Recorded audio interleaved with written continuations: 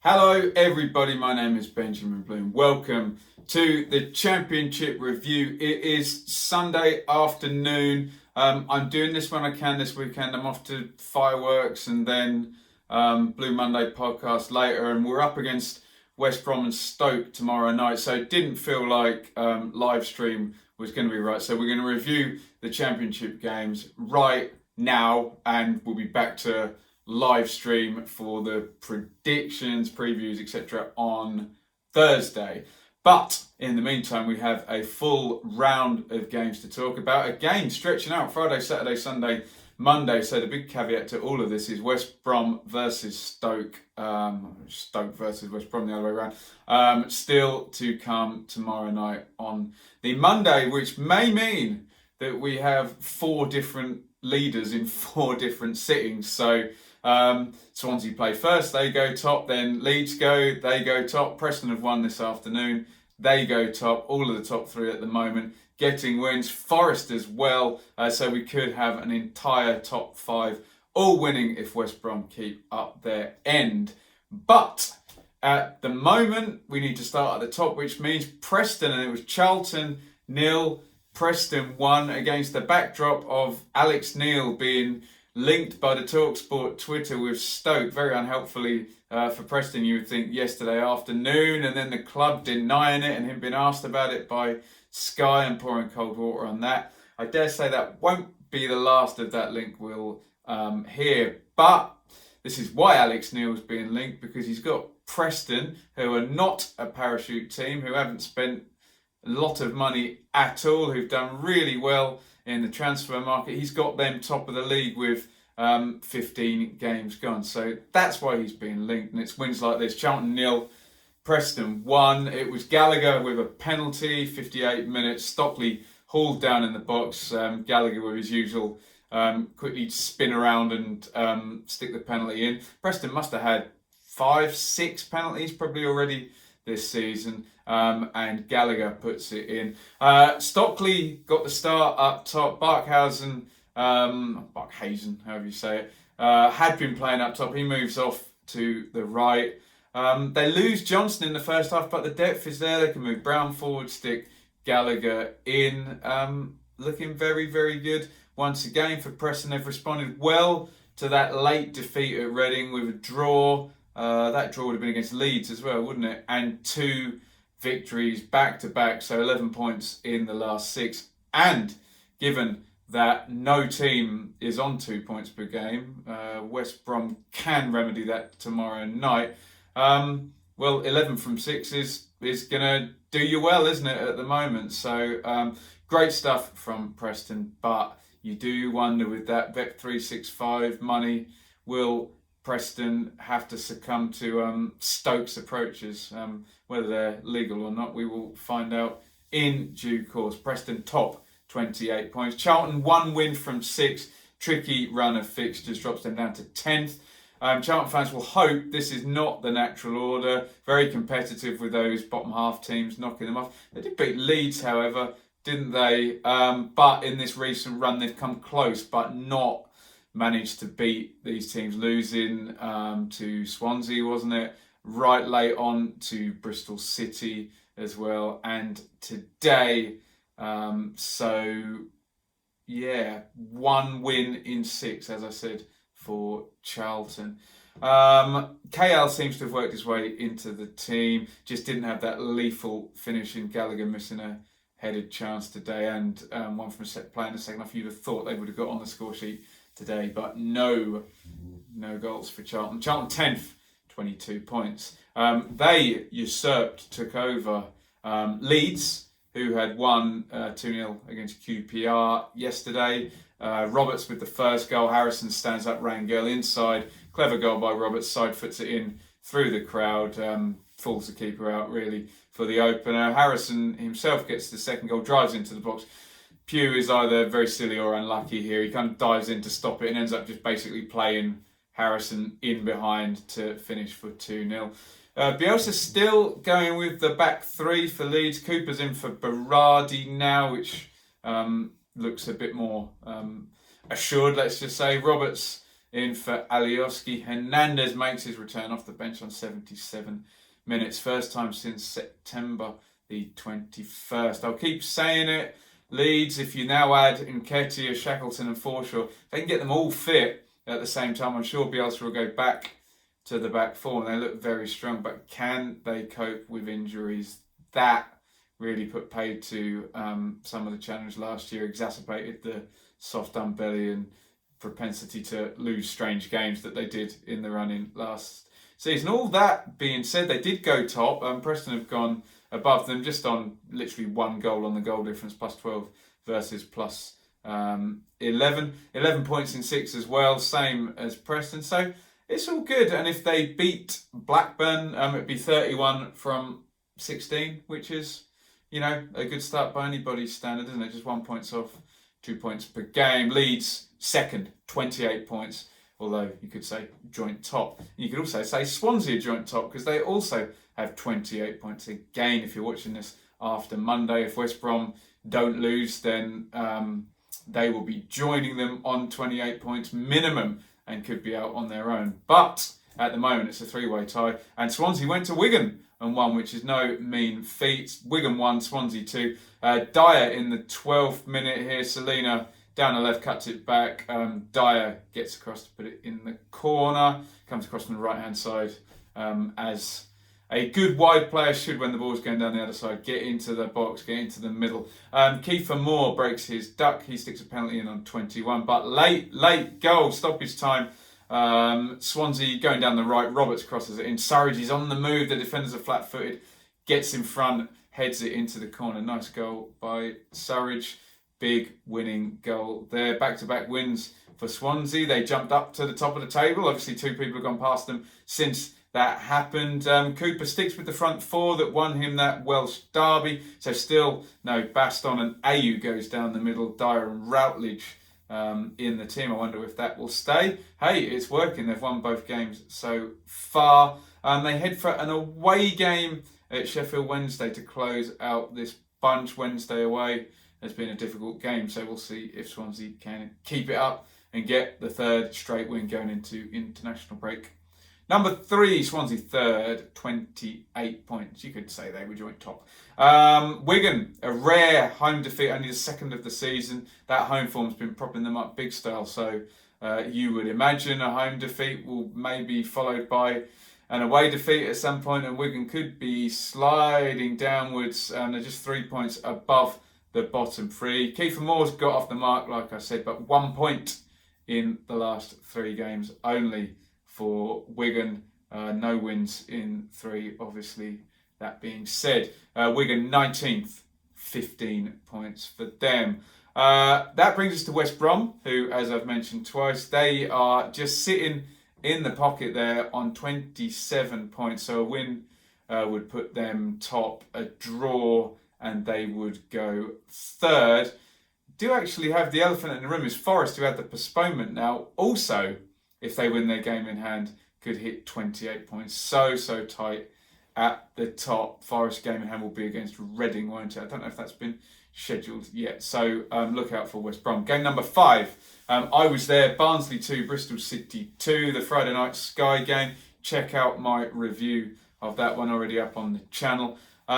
Williams, this is after Barnsley have missed 3 chances, by the way, heads in Eliasson's free kick, and then Vyman heads in Eliasson's corner. Eliasson now has 6 assists for the season. I'm just going to scroll down my Who Scored page. Yes, he is top of the league for assists. Nicholas Eliasson, not even a starter for Bristol City, so if he can get himself in that left wing back spot, I think Tommy Rose keeping him out, certainly delivering the assists, let's just say, but couldn't deliver the points because Barnsley are going to score twice. Mowatt's corner, Helm heads that one in, 4th assist of the season for Mowat indeed, and Woodrow right in the last minute. And I do apologise, this was Simos, not Clark Adore, who the announcer told me this is who's coming on. They flashed that up on the screen, and I got the wrong bloke on my review. So it was Simos, give and go with Civic, low cross. Schmidt, he shoots it goals, and Woodrow is just there on the spot to redirect it past Dan Bentley in the goal. 2-2. So Bristol City, they brought back Callas. Pereira kept his place down the right. Watkins and Vyman, you'd think that would end up being Jeju and Vyman when Jeju's suspension is finished. Brownhill went off, so we'll have a look at that one. He's a very important player, the captain there. Obviously, no Afobe, no De Silva, no Smith, who would be key players, but good to see Callis back. 2-0 up, 20 minutes to go.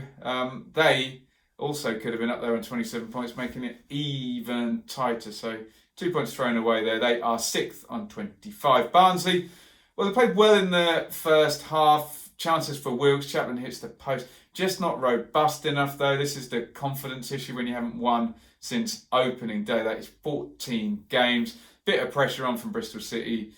Free kick goes against them, and they did wilt. And Bristol City didn't have that much intense, long periods of pressure, so they really need to get a little bit more robust there in terms of defending. Mowat continues to impress. Woodrow keeps scoring, so some positives there.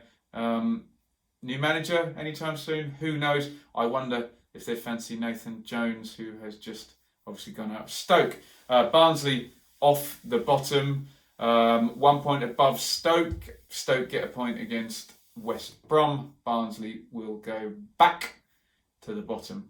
9 points off the 15 games so far for Barnsley. Moving on, Luton 1, Forest 2. Forest 2 defeats and a postponement, so they haven't won for a fair while in terms of dates. Grabban gives them the lead. Luton's line, they do push up, don't they? They get caught out here attacking, which is one of the fun things about Luton, but Grabban really does them, gets in behind the high line, holds them off, sticks the side foot in with the right foot. First goal for him since September. Amiobi gets the second, Lolly down the right, low ball, Amiobi touch and shot. It does hit Sonny Bradley on the way through, but I think it's going in anyhow, so we can't really blame the deflection. McManaman, brilliant goal on 87 to maybe give Luton some hope there. Obviously they didn't equalise, but turns with the left foot and then curls it top corner with the right foot. Lovely stuff. Forest back to winning ways, as I said. Back up into the top 5. Charlton, the result has gone in Forest's favour, so they stay up there. And I will be at the East Midlands Derby, should I say, next weekend, the early kickoff. So yeah, if you're there, let me know. Come say hello. I will be in the Brian Clough stand for Forest versus Derby. Forest 5th, 25 points. Luton worrying now. They lose by 1 for the 7th time this season, being competitive and just going under each time. Worrying, although if I'm a Luton fan, I'd want them to keep playing the way that they are playing, which is attacking, which is fullbacks forward, which is high line, like I mentioned, which is rotating midfielders, and a front two being serviced. There's no point having a front two if you don't service them. If Luton are going to stay up, it will be from winning 6, 7, 8 home games playing that way. So I wouldn't have thought they'd want to change it. However, 4 defeats in 5 is a worrying run. They sit 1 place above that line. 21st, 14 points. Blackburn 2. Sheffield Wednesday 1. This drops Wednesday out of that top 6. Murphy gives them the lead on 83. You think they're going to go on and win this now. Steele, after a fair few missed chances from Rovers, Fox crosses in. Fletcher goes near post, hits the bar, and it runs off for Murphy to head into the empty goal. Adarabio, brilliant header, absolutely towering, long one in. He's up like Drogba or Toshak or Tim Cahill. I don't know who's good in the air, someone like that. He gets the equaliser, and then on 91, Borna, who's been really good for Wednesday, has a bit of a nightmare here. Misses the clearance, and then he's chasing his tail. They keep it alive, and I think it's Borna who it deflects off to go in the corner. After that, Wednesday nearly did equalise. It's a long ranger that deflects and kind of trickles, and time stands still. Is it going to roll in the goal? It hits the post, and then the follow-up is blocked out as well by Walton. So Blackburn really, really needed that win. It had been 2 points out of 6 games, so 4 defeats, 2 draws before that. And really makes a difference given that Reading and Huddersfield won as well. Blackburn could have, really been down. They would have been 19th as well, so heading towards that bottom 6 as it stands. They are 16th with 18 points. Sheffield Wednesday without Bannon lose. Is that a coincidence? Although they've gone away and they're taking the lead after 83 minutes, you expect the Gary Monk team to see that out. And they had been leading at Cardiff as well with only a minute or two left, and that's a swing of 5 points there. Ifs, buts and maybes, win both those games, they're top of the league. As it stands, they're 7th, so maybe some issues seeing out away games here. Wednesday 7th, 24 points. What happened at Fulham? Fulham 0, Hull City 3. A bit of a pasting for Scott Parker here. Josh Bowler gets the opener. Elder down on the left, who we had at Ipswich, and he didn't do this. What he did here, lovely cross here. First effort hits Lemarchand, bounces back. Lemarchand is kind of comical, doesn't know where it is, and Bowler volleys it in while he's confused. 1-0. And then it's so repetitive, isn't it? Talking about Hull and Jared Bowen, but he is just brilliant, and classic Bowen goal here. Irvine plays it in. Superb first touch, running, kills it dead. And really, he's got Mawson absolutely on toast. He can't get near him. Takes him one way, then the other, goes on the right foot, slams it in. Brilliant, brilliant Bowen.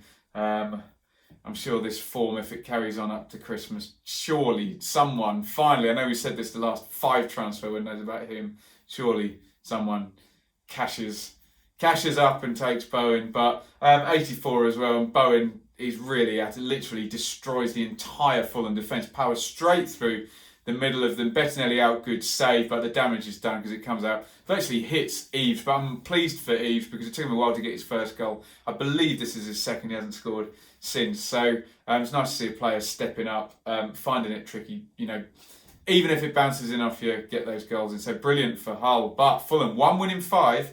Feels like something's bubbling there. A lot of criticism in my Twitter feed. Look, I know Twitter's not always the most moderate of views, but Fulham fans not happy with some of the selections. I know that Brian went off, but the team seemed unbalanced there. Certainly, Adoy is already a centre-half. He's playing at right back. He essentially got 4 centre-halves on there, and I think he went to the 3 at the back, and I heard that Stefan Johansson was playing right wing back. Stefan Johansson's a very good player, but against Kamil Grosicki, whose nickname is literally Turbo, that's probably not the right guy 1v1 with him. So, down in 8th spot. I mean, look, 3 wins in a row, and they'd probably be right in the top 5, given how tight this is. But you would expect Fulham to be in the top 6, wouldn't you, all season long with that team? So, yeah, interesting. And it looked like everyone knows what you're going to get against Hull, and it looked like they hadn't set up to stop it in the slightest. So 8th place, 23 points. On we go to Cardiff versus Birmingham. Sorry, did I do Hull? I didn't. Just quickly say Hull, brilliant run. Bowen continuing down the middle. Now you've got, it's all changed a little bit. It was always a forward and Bowen and Grosicki wide. So now you get Bowler in, Terrell, who seems to be playing well in the 10 position, which has allowed Irvine to drop back, and Grosicki basically seemed to be getting more good players into the team, which is never a bad thing. And it just seems like wherever you put Bowen, he's going to score at the moment. But it'd be interesting if he does get a run down the middle. We've seen Watkins at Brentford move from outside to in and do very, very well. I know Brentford create a hell of a lot more chances than Hull do, but it'd be interesting if he stays there, particularly when McGuinness comes back, because he played himself into the team. 3 wins in a row though, 4 wins in 6, so nice 12 points in 6, 2 points per game run over 6 games. Bowen 9 goals for the season, outstanding. Hull 11th, 22 points. To think I was worried about them a few weeks ago. Anyway, we need to move on to Cardiff, didn't we? Cardiff 4, Birmingham 2. Birmingham take the lead here. Very Cardiff type goal here. They managed to get Jutkiewicz isolated wide out, the old Millwall technique that they do with Cooper. Jutkiewicz heads it across, Pedersen bundles that one in. Look at these Birmingham fullbacks. 3 goals for Pedersen and 3 assists and a goal for Colin as well. Look out for the Blues fullbacks following Liverpool's lead. Maybe in a slightly different way, but still contributing, aren't they? Rolls is going to get a hat-trick here. The first one's a penalty after some pull-in from a corner. Then a Warnock special here. Flint on the move in the box from a set play. His header is saved. Nelson scruffy as anything, but in it goes. Marginal gain, set plays Neil. He's the master, isn't he? Danny Ward is not the master of tackling, though. He gets himself red carded for flying in on Rabti.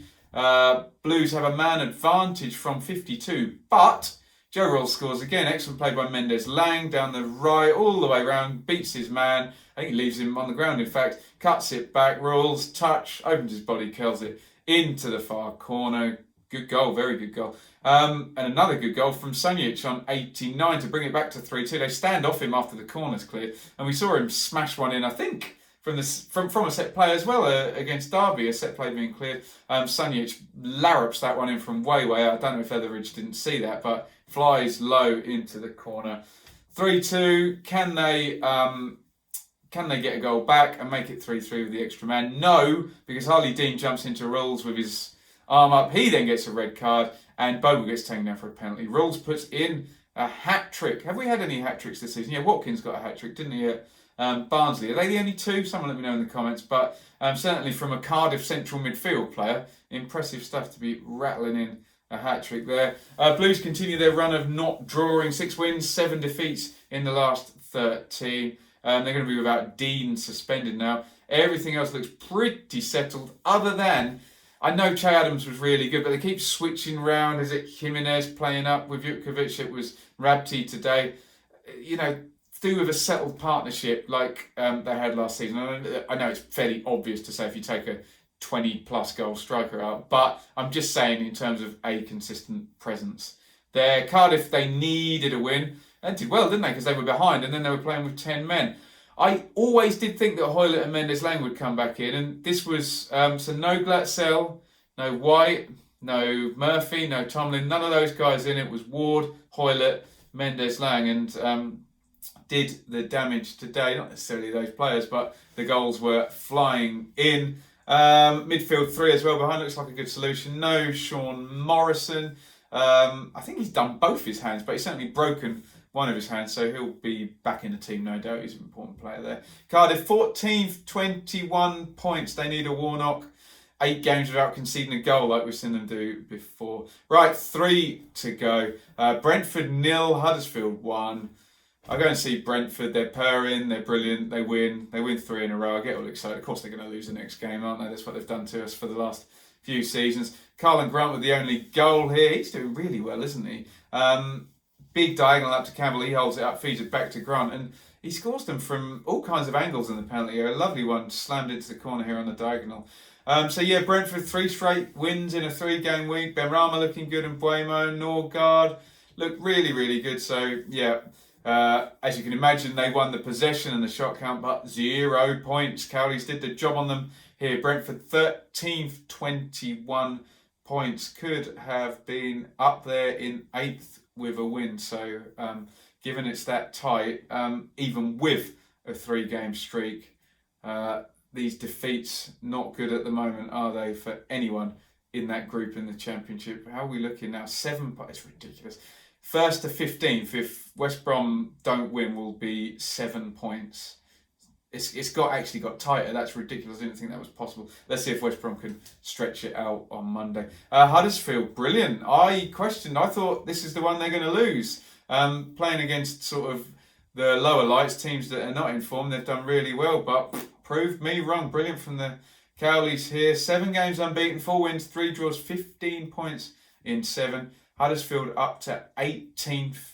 Out of the bottom 6, trending upwards massively. 16 points now for the season, 15 of them under Danny Cowley. So 18th place. And really, looking at the colours of the form guide, they are going to be challenging to be in the top half, you would think, within 5 games more, I would say, especially the way they can.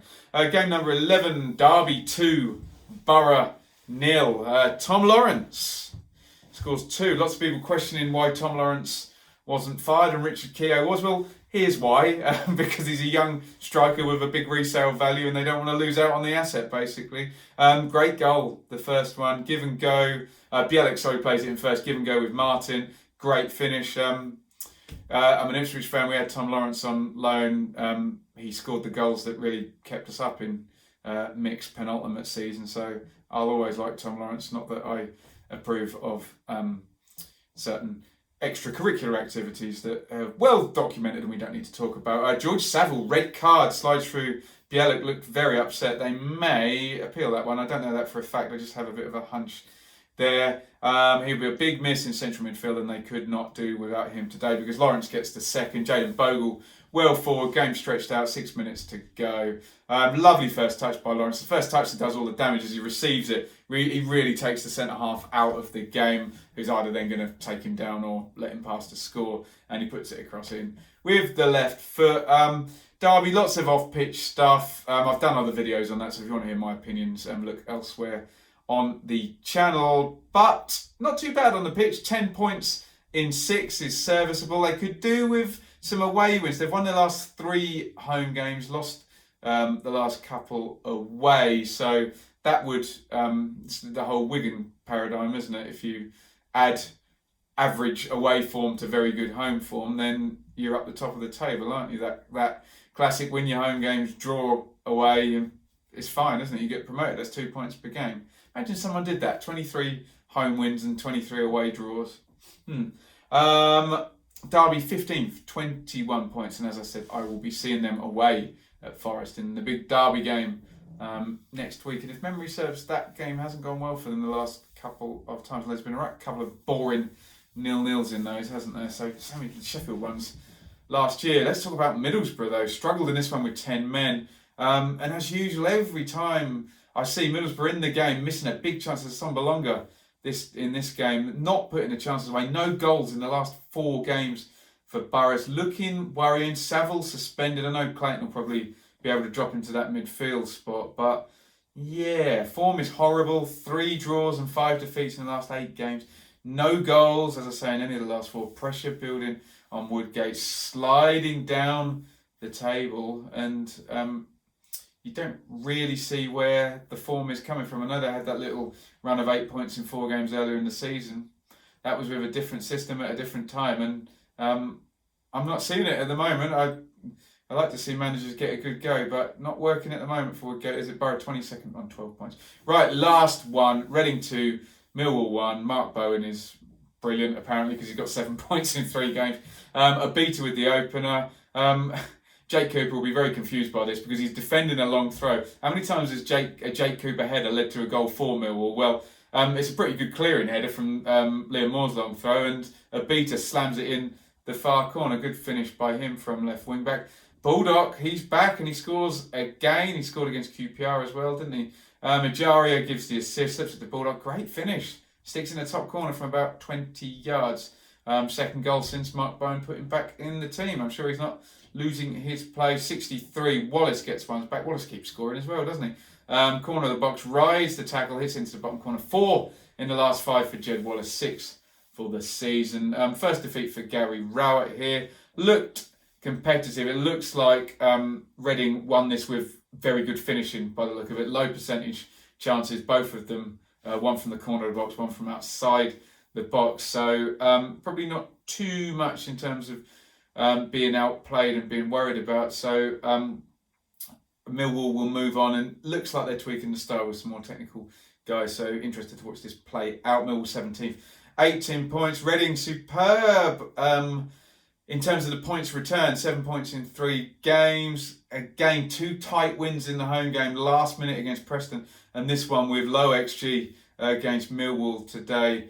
But they did play well. I saw them. I was at the game against QPR, and they definitely deserve something from that one. All looks nicely set up. Ejaria at 10. A beater comes in and scores. Baldock looking good up front, scoring as well. You just would hope, if you're a Reading fan, that this isn't the peak of it, and that, you know, maybe a lucky-ish late goal against Preston, low percentage chance one against Millwall, that they start to turn and all of a sudden it's draws instead of wins, and back down you go. But we'll see. We've got to give Bowen a thumbs up so far, just given that points return. So let's see how it continues. Reading 19th on 15 points. Let's just do a couple of individually bits. We mentioned the assists. Eliasson moves to the top there above Brown. Pereira hasn't played yet, and Williams has been injured for a while. Your top scorers. Did any of them score? Yes, Carlin Grant and Jared Bowen did both score, and Corley Woodrow's in there now. Oh, sorry, it's Graben actually. So yeah, Graben, Eze and Woodrow on 6. Hugel and Wells, neither of them have scored for a couple of weeks. They've been on 7 for a while. Johnson now injured on 8. Bowen moves on to 9, and Grant, those two the movers. Watkins on 10 didn't score. Mitrovic on 11 did not score either. Let's see. Oh no, it's going to take me too long to bring the passing up. We'll talk a bit more about the key passes and whatnot in the preview, maybe. Thank you everybody for watching. That was game week 15 of the Championship. Follow me on Twitter at Benjamin Bloom. There should be managerial news coming soon. We've now got the opening at Stoke to talk about. I'm sure the Alex Neil thing will run. So well worth hitting subscribe, ringing the bell for notifications for more Championship content and videos this week. If you want, you can support me also on Patreon, patreon.com/Benjamin Bloom. This will always be free on YouTube, but to do it full time, I might need a little bit of help in the short term as subscriber base and ad money grows over here. I'm sure anybody who's been in any kind of business understands that necessity. Thank you very much for watching. Last game before international break, so get ideas for international break videos in, and then we'll be up there. Game 16 already done. It's flying by. No one really grabbing it by the horns yet. Let's see what happens next week. Thank you for watching. Over and out.